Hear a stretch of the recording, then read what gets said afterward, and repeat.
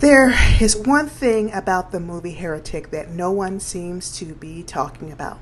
I know people have been commenting that the movie is about belief in religion. Okay, that part is obvious. Others are saying that the movie is about control. Yeah, I picked up on that one too. However, no one has touched on the fact that the movie is about, well, paganism and feminism. And no, I'm not talking about bra-burning, hairy underarm, no deodorant feminism. I'm talking about feminism as a force of power in religious organizations.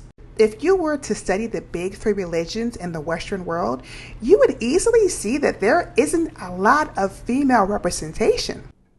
God is truly merciful. He offers redemption even to the most perverse and degenerate among his flock. I suppose that's the reasons why movies like The Heretic and Hulu's Handmaid's Tale depict women in subservient positions. And so many women and men tend to turn a blind eye to the misogynistic or misogynoir angles of monotheistic religions. But not me. In this video, I'm going to explain why The Heretic was all about the goddess, female empowerment, and enlightenment. So please, stay tuned. But I'm a creep. Huh? I'm a weirdo. Whew, taboos. There are just some things that women should never do. One, being a wanton woman. This is especially the case for religious women, where they really can't talk about getting down and dirty. This is why I was so surprised to hear Sister Paxton and Sister Barnes talk about magnums. Then they basically shunned a poor woman for putting herself out there for money. You can literally see her soul being sucked out of her body. Right then and there, all of her dignity gone. Then, of course, this conversation foreshadows how both Sister Paxton and Sister Barnes will be tested and tortured by Mr. Reed. Like the poor woman in the porno, they too were going to get their souls sucked out of them. Now, June in The Handmaid's Tale was labeled as a homewrecker, and much more. A stain that spotted her character throughout all 6 seasons of The Handmaid's Tale. While the commanders in the highest positions were able to sow their royal oats wherever and whenever they chose. Now, Mr. Reed also brings up prophets having multiple wives. Yes, in ancient times, polygamy was a thing. Keep going. More. Now, my question is, how do you feel about polygamy? However, was it for the population of a new Earth, or was it a result of an uncontrollable libido? You tell me. One thing is for sure, there is a double standard. Women need to be pious and righteous, but men not so much.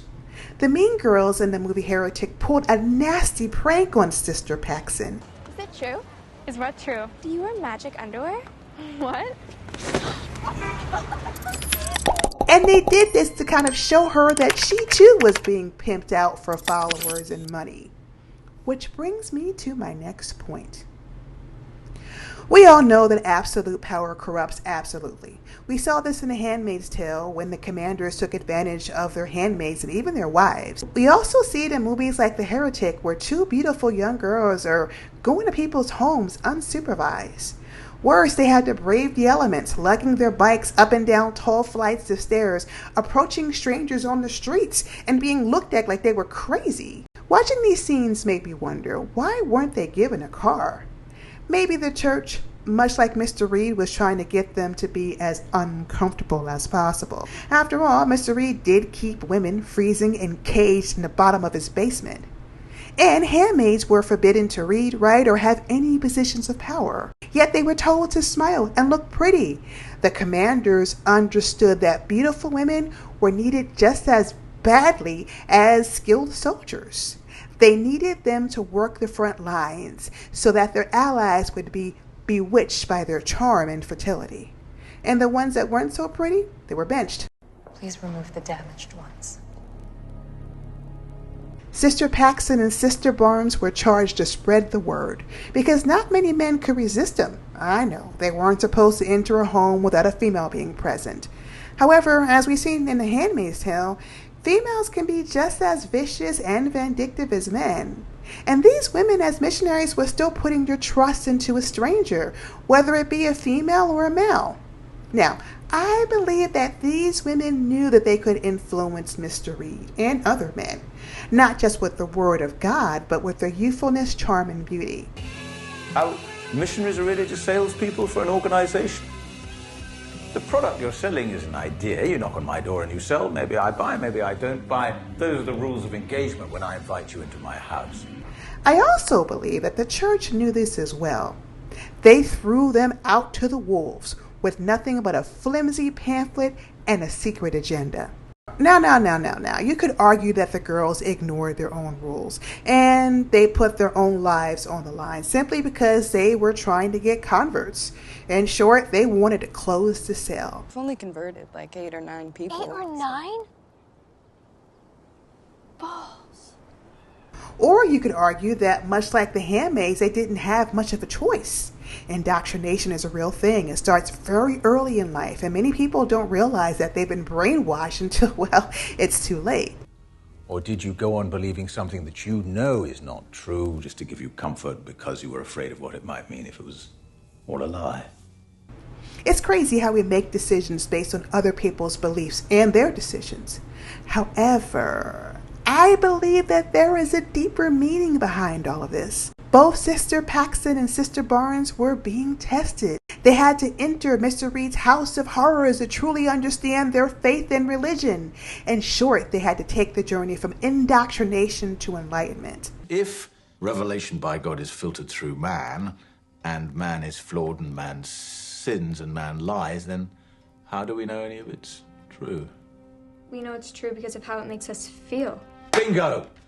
Sadly, religion is a dog and pony show for so many people. They go through the motions and the movements without really understanding their purpose or its purpose. It is called drinking the... anyone? Kool-Aid. For example, June suffered a tumultuous fate, only to realize that she had tremendous power to help others and even herself. And that, my friends, is the basis of all religions. Religions are designed for human evolution. But sadly, the emphasis has become more about control. Much like Mr. Reed's prophets, people's minds are caged so that they can never reach their full potential. Now, Mr. Reed gives the examples of music and how iterations dilute the original messaging. Why is the original less popular than the iteration? Is it any less true than the others? He then points out how Monopoly derived from other games called the Landlord's Game, seemingly created by a woman. Now, the creators of Monopoly prospered, while the creator of the Landlord's Game died nameless and penniless. Now, this scene is incredibly important because there are a lot of female deities whose messaging was absorbed into mainstream religions. Many of these deities had followers who were whipped and burned and persecuted and wiped off the face of the earth. Yeah. You know it's not actually in the Bible, right? However, many of their rituals live on in popular folklore and mainstream liturgy. In short, the powers that be have stolen other people's work and taken all the credit for it. As a result, the messaging is no longer effective. The prayers don't work, the rituals don't work, and people are constantly doubting themselves and full of disbelief. I'm not here because I chose to be. I'm here because you made me choose to be. Because you want me to believe the one true religion is control. This results in a certain type of religious paralysis where there is no movement forward. So the mind and the soul start to devolve. But only for the same reason that your church goes to Haiti to give out Bibles after a hurricane. It's easier to control someone who has lost everything. For example, Mr. Reed's prophets were too weak to fight back. They were broken and forced to follow a script. Their job, much like the missionaries, was to convince Sister Paxton and Sister Barnes that the one true God was Mr. Reed. He was the one in control. He was the one moving them around his place like a chess piece. He had studied virtually all religions, taking out the bits and pieces that served him the best. However, Mr. Reed didn't understand the concept of rebirth and redemption. He failed to understand that man, no matter how twisted and evil, could never infiltrate or dominate the subtle world. This is the world of dreams. This is the world of imagination. In this world, people live without restrictions, without change, without indoctrination. In this world, people can receive God or the goddess's messaging without it being diluted by greed and power. This, my friends, is the world that both Sister Barnes and Sister Paxton graduated to not only defeat Mr. Reed, but to also reach the highest levels of enlightenment. What do you guys think the Heretic is about? Please sound off in the comments below.